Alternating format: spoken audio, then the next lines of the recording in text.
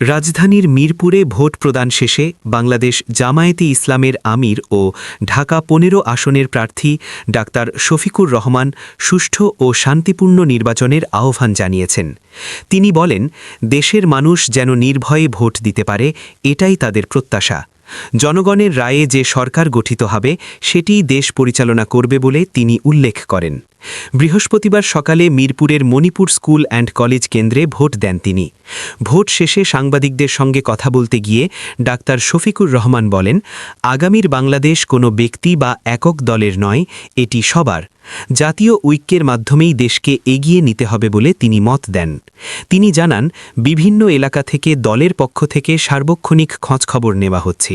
এখন পর্যন্ত বড় ধরনের কোনো অপ্রীতিকর ঘটনার তথ্য তাদের কাছে নেই।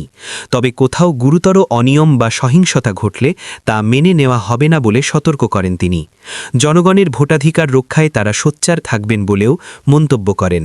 ভোটের ফলাফল প্রসঙ্গে তিনি বলেন, সুষ্ঠু ভোট হলে যে ফলই আসুক তা মেনে নেওয়া হবে। একই সঙ্গে অন্য রাজনৈতিক দলগুলোকেও নির্বাচনের ফলাফল গ্রহণের আহ্বান জানান তিনি।